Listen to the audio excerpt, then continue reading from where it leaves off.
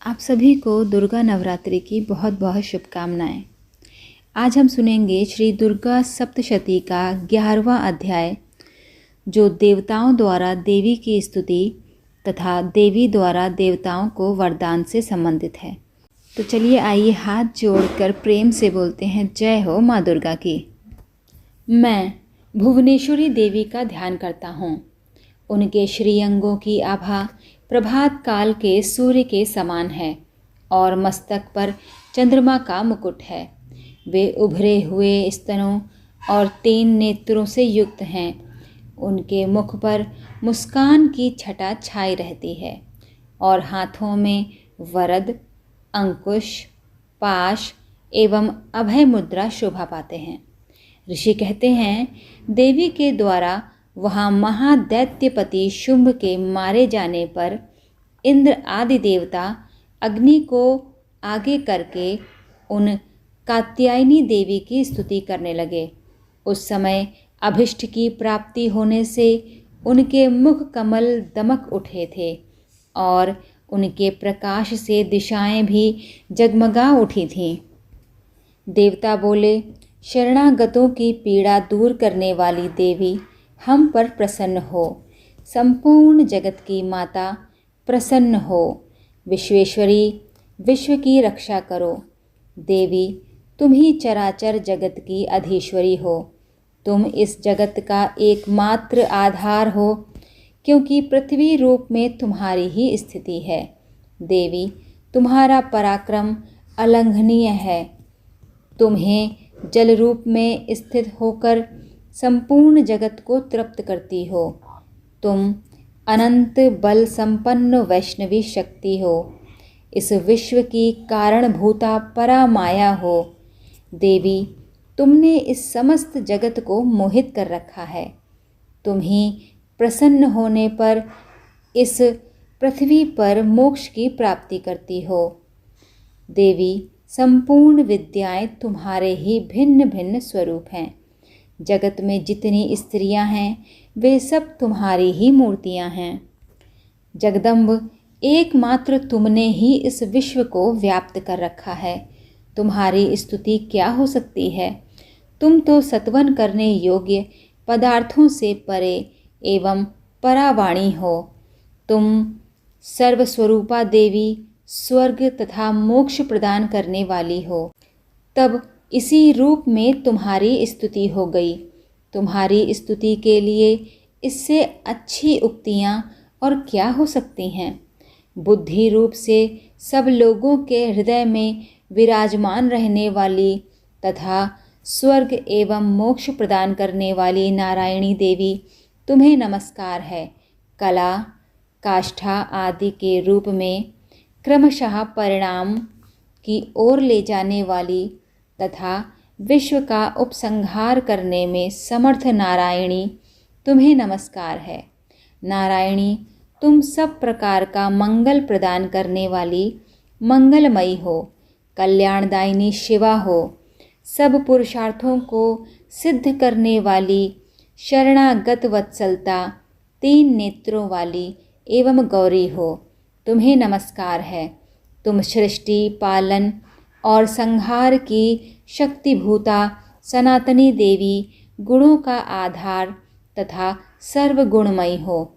नारायणी, तुम्हें नमस्कार है। शरण में आए हुए दीनों एवं पीड़ितों की रक्षा में संलग्न रहने वाली तथा सबकी पीड़ा दूर करने वाली नारायणी देवी, तुम्हें नमस्कार है। नारायणी, तुम ब्रह्माणी का रूप धारण करके हंसों से जुते हुए विमान पर बैठती तथा कुश मिश्रित जल छिड़कती रहती हो। तुम्हें नमस्कार है। माहेश्वरी रूप से त्रिशूल, चंद्रमा एवं सर्प को धारण करने वाली तथा महान वृषभ की पीठ पर बैठने वाली नारायणी देवी, तुम्हें नमस्कार है।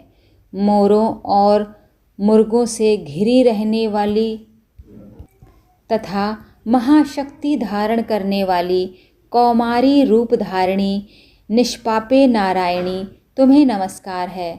शंख, चक्र, गदा और शार्ंग धनुष रूप उत्तम आयुधों को धारण करने वाली वैष्णवी शक्ति रूपा नारायणी, तुम प्रसन्न हो, तुम्हें नमस्कार है। हाथ में भयानक महाचक्र लिए और दाढ़ों पर धरती को उठाए वाराही रूप धारिणी कल्याणमयी नारायणी, तुम्हें नमस्कार है। भयंकर नृसिंह रूप से दैत्यों के वध के लिए उद्योग करने वाली तथा त्रिभुवन की रक्षा में संलग्न रहने वाली नारायणी, तुम्हें नमस्कार है। मस्तक पर किरीट और हाथ में महावज्र धारण करने वाली सहस्त्र नेत्रों के कारण उद्दीप्त दिखाई देने वाली और वृत्तासुर के प्राणों का अपहरण करने वाली इंद्र शक्ति रूपा नारायणी देवी, तुम्हें नमस्कार है। शिवदूती रूप से दैत्यों की महती सेना का संहार करने वाली भयंकर रूप धारण तथा विकट गर्जना करने वाली नारायणी, तुम्हें नमस्कार है। दाढ़ों के कारण विकराल मुख वाली मुंडमाला से विभूषित मुंडमर्दिनी चामुंडा रूपा नारायणी, तुम्हें नमस्कार है।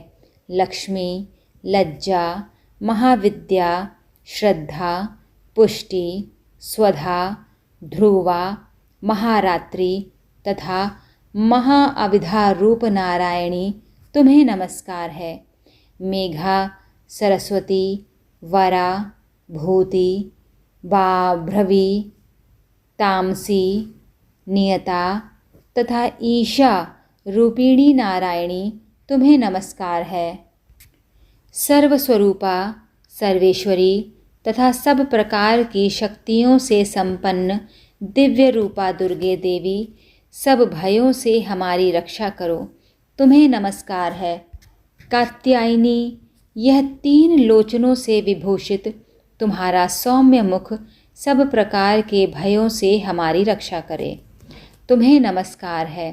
भद्रकाली, ज्वालाओं के कारण विकराल प्रतीत होने वाला अत्यंत भयंकर और समस्त असुरों का संहार करने वाला तुम्हारा त्रिशूल भय से हमें बचाए, तुम्हें नमस्कार है।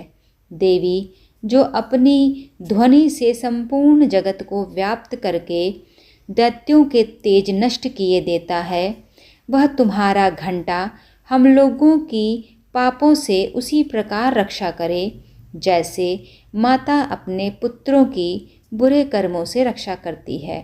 चंडिके, तुम्हारे हाथों में सुशोभित खड्ग जो असुरों के रक्त और चर्बी से चर्चित है, हमारा मंगल करे, हम तुम्हें नमस्कार करते हैं। देवी, तुम प्रसन्न होने पर सब रोगों को नष्ट कर देती हो और कुपित होने पर मनोवांछित सभी कामनाओं का नाश कर देती हो। जो लोग तुम्हारी शरण में जा चुके हैं, उन पर विपत्ति तो आती ही नहीं। तुम्हारी शरण में गए हुए मनुष्य दूसरों को शरण देने वाले हो जाते हैं। देवी अंबिके, तुमने अपने स्वरूप को अनेक भागों में विभक्त करके नाना प्रकार के रूपों से जो इस समय इन धर्मद्रोही महादैत्यों का संहार किया है, वह सब दूसरी कौन कर सकती थी। विद्याओं में ज्ञान को प्रकाशित करने वाले, शस्त्रों में तथा आदि वाक्यों में तुम्हारे सिवा और किसका वर्णन है, तथा तुमको छोड़कर दूसरी कौन ऐसी शक्ति है जो इस विश्व को अज्ञानमय घोर अंधकार से परिपूर्ण ममता रूपी गड्ढे में निरंतर भटका रही हो। जहाँ राक्षस, जहाँ भयंकर विष वाले सर्प, जहाँ शत्रु, जहाँ लुटेरों की सेना और जहाँ दावानल हो, वहाँ तथा समुद्र के बीच में भी साथ रहकर तुम विश्व की रक्षा करती हो। विश्वेश्वरी, तुम विश्व का पालन करती हो, विश्वरूपा हो, इसलिए संपूर्ण विश्व को धारण करती हो। तुम भगवान विश्वनाथ की भी वंदनीय हो।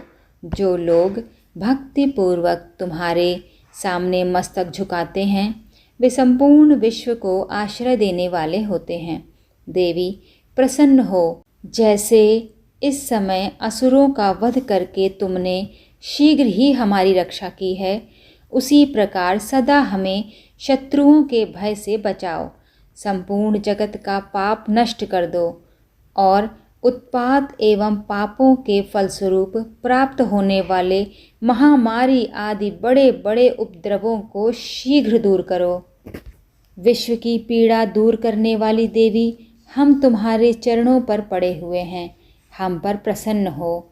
त्रिलोकी निवासियों की पूजनीय परमेश्वरी, सब लोगों को वरदान दो। देवी बोली, देवताओं, मैं वर देने को तैयार हूँ। तुम्हारे मन में जिसकी इच्छा हो वह वर मांग लो। संसार के लिए उस उपकारक वर को मैं अवश्य दूंगी। देवता बोले, सर्वेश्वरी, तुम इसी प्रकार तीनों लोकों की समस्त बाधाओं को शांत करो और हमारे शत्रुओं का नाश करते रहो। देवी बोली, देवताओं, वैवस्वत मनवंतर के 28वें युग में शुंभ और निशुंभ नाम के 2 अन्य महादैत्य उत्पन्न होंगे। तब मैं नंद गोप के घर में उनकी पत्नी यशोदा के गर्भ से अवतीर्ण हो विंध्याचल में जाकर रहूंगी और उक्त दोनों असुरों का नाश करूंगी। फिर अत्यंत भयंकर रूप से पृथ्वी पर अवतार ले मैं वैप्रचित नाम वाले दानवों का वध करूंगी। उन भयंकर महादैत्यों को भक्षण करते समय मेरे दांत अनार के फूल की भांति लाल हो जाएंगे। तब स्वर्ग में देवता और मर्त्यलोक में मनुष्य सदा मेरी स्तुति करते हुए मुझे रक्तदंतिका कहेंगे। फिर जब पृथ्वी पर 100 वर्षों के लिए वर्षा रुक जाएगी और पानी का अभाव हो जाएगा, उस समय मुनियों के सत्वन करने पर मैं पृथ्वी पर अयोनिजा रूप में प्रकट होंगी और 100 नेत्रों से मुनियों को देखूंगी। अतः मनुष्य शताक्षी इस नाम से मेरा कीर्तन करेंगे। देवताओं, उस समय मैं अपने शरीर से उत्पन्न हुए शाकों द्वारा समस्त संसार का भरण पोषण करूंगी। जब तक वर्षा नहीं होगी तब तक वे शाक ही सबके प्राणों की रक्षा करेंगे। ऐसा करने के कारण पृथ्वी पर शाकंभरी के नाम से मेरी ख्याति होगी। उसी अवतार में मैं दुर्गम नामक महादैत्य का वध भी करूंगी। इससे मेरा नाम दुर्गा देवी के रूप में प्रसिद्ध होगा।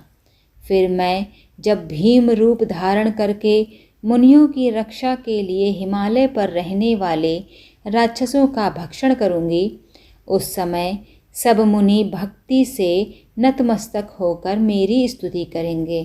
तब मेरा नाम भीमा देवी के रूप में विख्यात होगा। जब अरुण नामक दैत्य तीनों लोकों में भारी उपद्रव मचाएगा, तब मैं तीनों लोकों का हित करने के लिए 6 पैरों वाले असंख्य भ्रमरों का रूप धारण करके उस महादैत्य का वध करूंगी।